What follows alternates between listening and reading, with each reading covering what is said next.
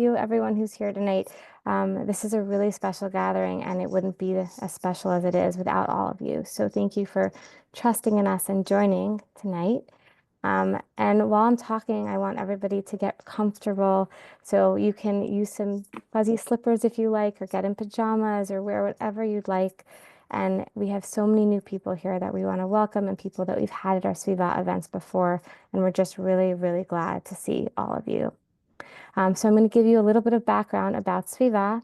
SVIVAH is about revolutionizing the way women come together in community and using Jewish community to empower women as individual change makers in their own lives and in the world, discovering and exploring the unique and beautiful Torah that comes from our lived experiences. SVIVAH defines both Jewish and women very broadly. If you want to be with us, we want to be with you, and you are welcome here. We love that we are a multi-generational and diverse in backgrounds and affiliations, and we come together in celebration and support of women, our strength, our unique perspective, and our ways of impacting the world. Jordan, so much for thoughtfully helping us shape tonight and make it happen.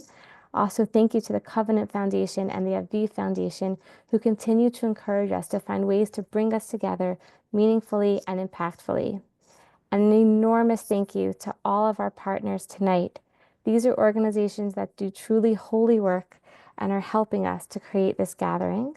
So we're going to share the screen and show you who our partners are for tonight. So we have the Neshama Association of Jewish Chaplains. And we actually, one of our group leaders tonight, Rabbi Lynn, is from the Neshama organization, and we're so grateful to her for being here. I was supposed to have a baby, which supports people who are going through fertility struggles. The Shomer Collective, which supports people during end-of-life moments. Okay, great. There the logo, so you could see. We have the Bamidbar Therapy Organization, Aleph, the Alliance for Jewish Renewal. We have Eshel here, and one of our group leaders, Monica, is also somebody who works with Eshel and helps support people in the LGBT community, and also Arbit Counseling. So these are wonderful organizations, and we are so grateful for your support and for sharing all of the information. And we're going to put into the chat the links to these organizations in case you'd like to check them out and see what they can offer and the amazing services that each of them has. So tonight we're starting out, as you probably noticed, all together so that we can first notice who's in the room, how many people are here, and what it means to be together in this moment. And a verse that I've been thinking about as we were preparing for weeks for this program was Lo tov hayot adam levado. It is not good for people to be alone. And I think sometimes it's possible to feel alone when you're on a desert island, when you actually are alone. But it's also possible to feel alone when you're surrounded by so many other people who are going through one experience, when we're going through a very different experience. And all the ads that have been bombarding my computer and all the people I've been talking to in the last week or so are all talking about Mother's Day and the happy brunches they're going to, and the presents and the cards and the hugs that they're looking forward to. And I wonder how that helps and how that impacts people for whom that's not what the day feels like. How lonely does it feel sometimes when that's all the imagery that we're receiving and those are all the comments that we're receiving? And for us, Mother's Day might feel really different and way more complicated, and perhaps even something that is connected to feelings of grief, sadness, and loneliness. And at SVIVAH, we never want anybody to feel alone.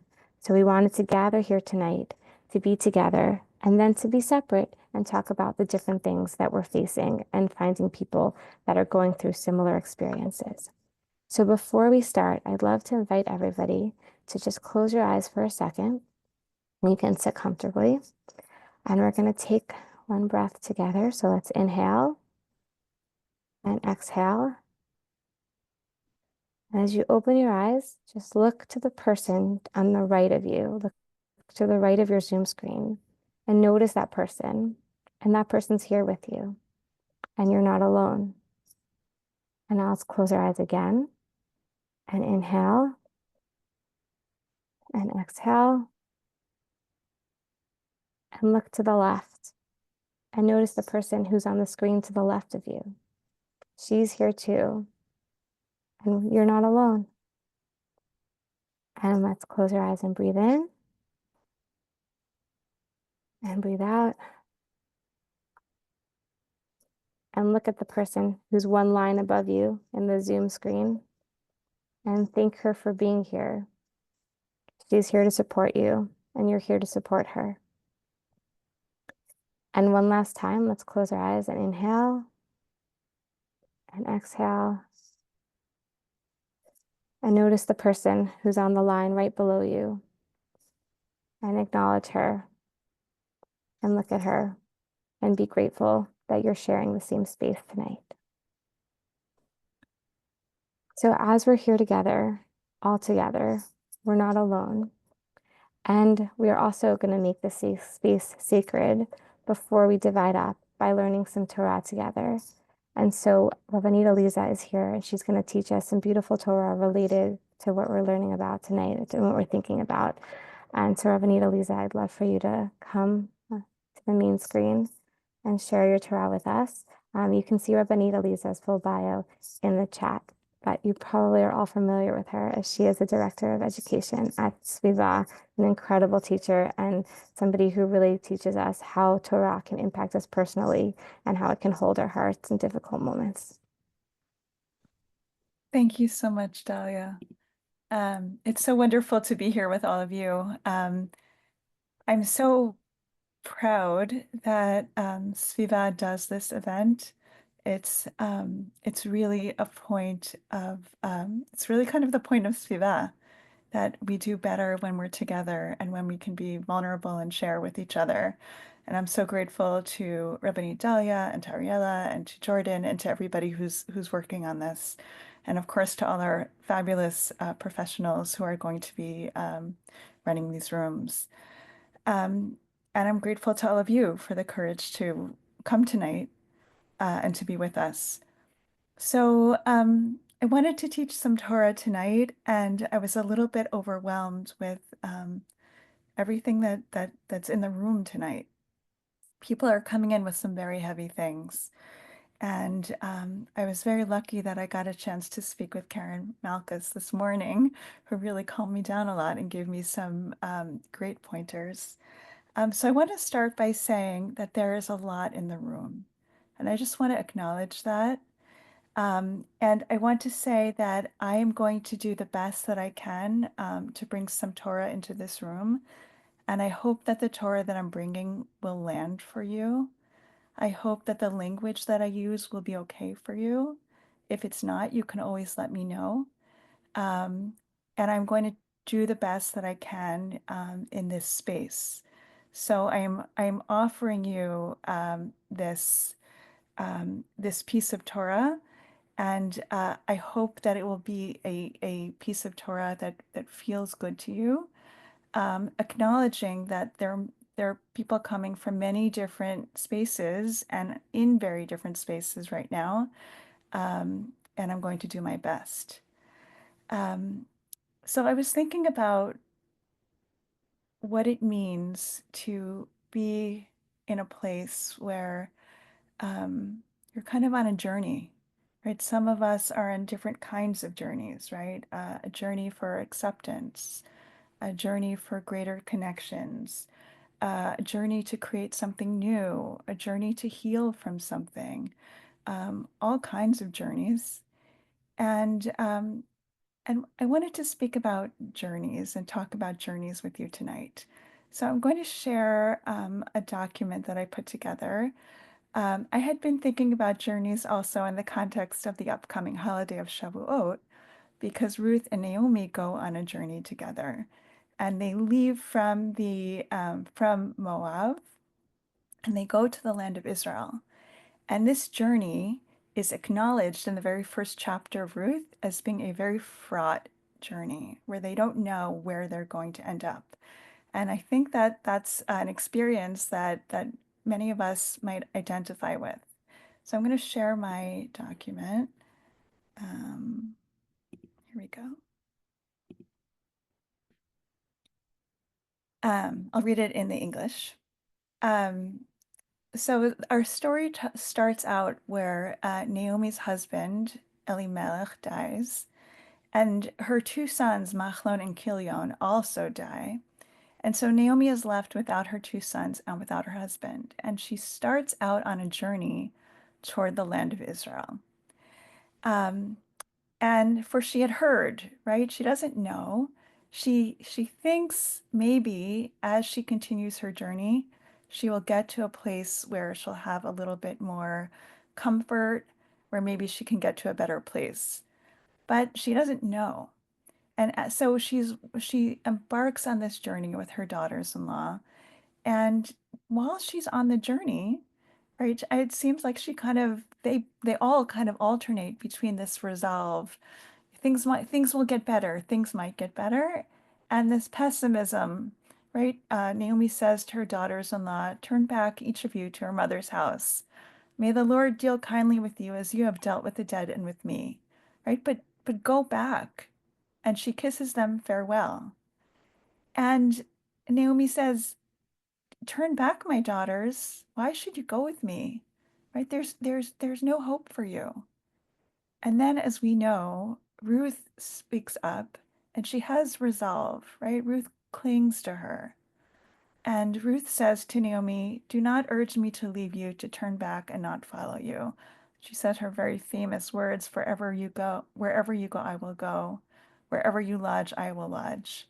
Your people shall be my people, and your God my God. Where you die, I will die, and there I'll be buried.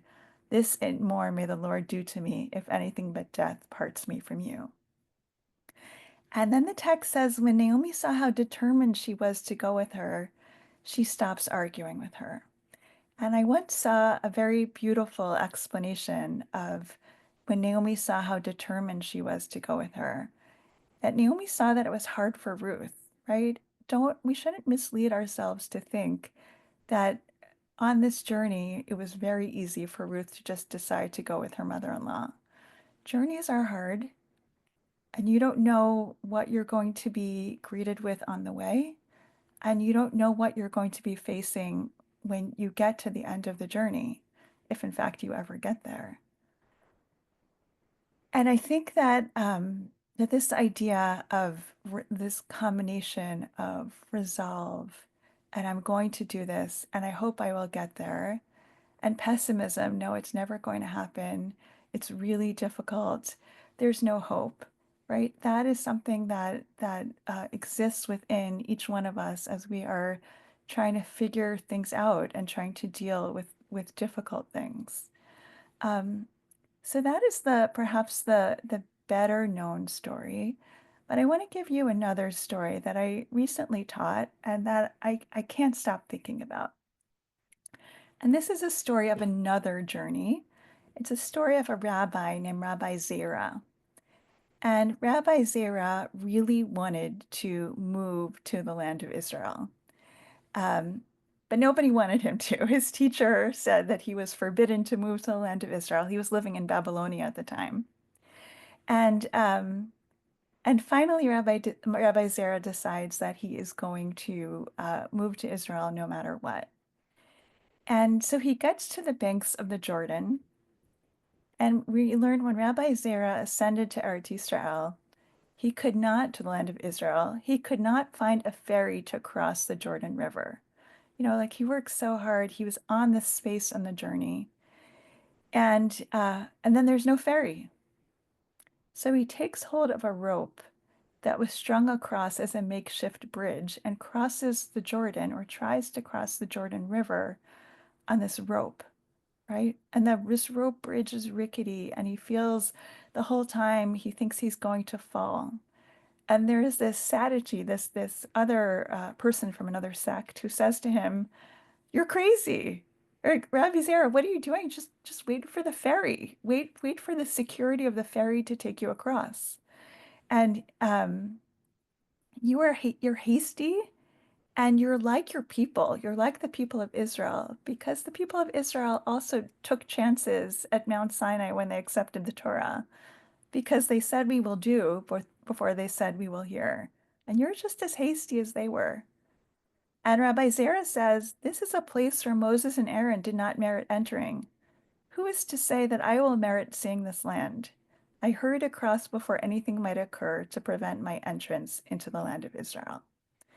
And I just want to stop there for a minute and say that we all wish that our journeys would be on ferries, right? Especially on like a really nice balcony view. But often our journeys are on rope bridges, and rope bridges are really hard. And we don't know where it's going to take us. And sometimes it feels like it's fraying so much that we might just fall in the river. And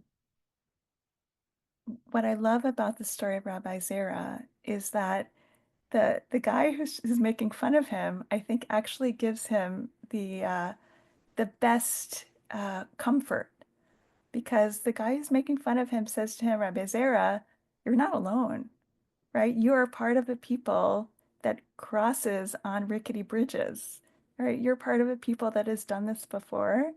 And I think maybe that means that we could do it again. And so as we are entering the space tonight, and we are all on our own journeys, and they feel like rickety rope bridges. I hope that knowing that we are all together brings a little bit of comfort. And I want to end by saying the Traveler's Prayer together with you for this journey that you are on and that we are going on tonight. So I'm going to share my screen. I'll say it in English. May it be your will, Lord, our God and the God of our ancestors, that you lead us toward peace, guide our footsteps toward peace, and make us reach our desired destination for life, gladness, and peace. May you rescue us from the hand of every foe ambushed along the way, and from all matters of punishments that assemble to come to earth.